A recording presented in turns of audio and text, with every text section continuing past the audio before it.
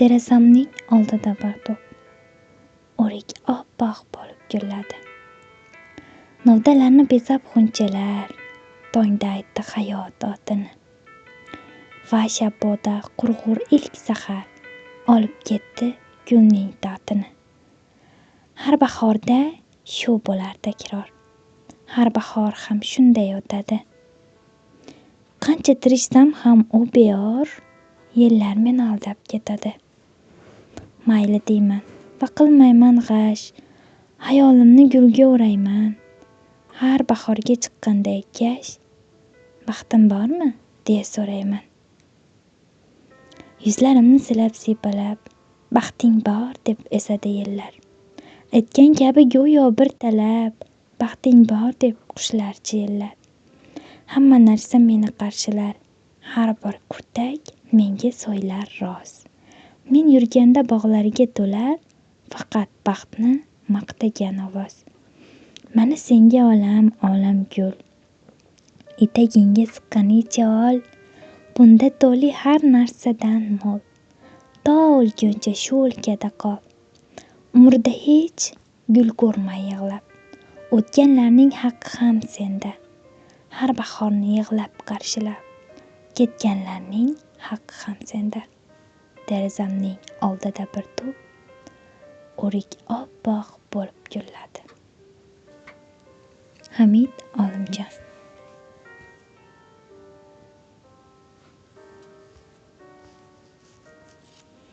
Hamid Olimjon. Asl ismi Azimov Hamid Olimjonovich. 1909-yil 12-dekabrda Jizzaxda tug'ilgan. Onasi va buvasi unga yoshligidan ko'plab xalq ertaklari, dostonlari va qo'shiqlarini aytib berishgan.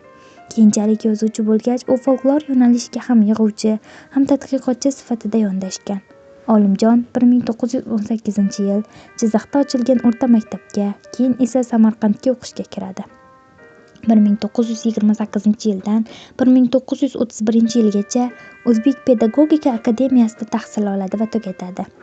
1928-yil Hamid Olimjonning Bahor nomli ilk she'riy to'plami chiqadi.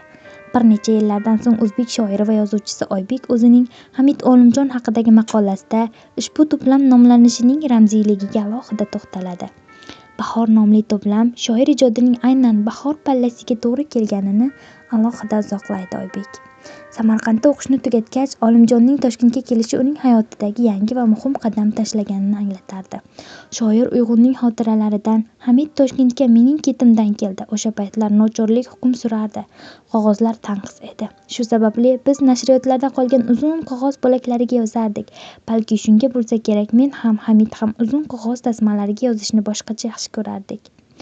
Olimjon gazeta va jurnallarda jurnalist hamda muharrir sifatida ishlaydi, lekin o'zining adabiy faoliyatini ham davom ettiradi.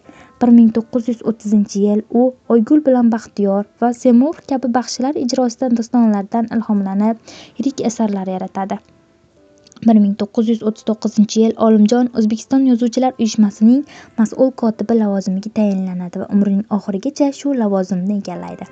Hamid Olimjonning she'riy ijodiga rus shoiri va yozuvchisi Maksim Gorkiy va Vladimir Mayakovskiylar sezilarli ta'sir ko'rsatgan.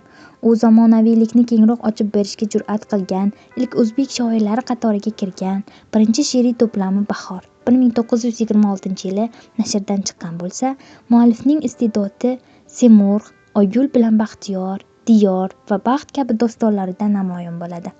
Yana bir sara asarlaridan biri o'zida 1930-yillar o'zbek she'riyati xususiyatlarini bog'lay olgan Zaynab va Omon dostoni, Ikkinchi jahon urushi yillari Qo'lingga qurol ol she'riy to'plami, Muqanna tarixiy tragediyasi hamda Roksananing ko'z yoshlari dostoni kabilar olam yuzini ko'radi. Muallifning adabiyotshunoslikka oid maqolalarida o'zbek mumtoz va zamonaviy adabiyot muammolari ko'tarilardi. Rus va o'zbek adabiyoti o'zaro bog'liqligiga alohida urg'u beriladi. Bundan tashqari Olimjon Kuychining xayoli, Ofeliyaning o'limi, Holbuki tun, Ishim bordir o'sha ohuda, O'rik gullaganda, Tinimsiz yolg'iz shabboda, Shodlikni kuylaganimning sababi va O'zbekiston kabi lirik she'rlar muallifi hisoblanadi.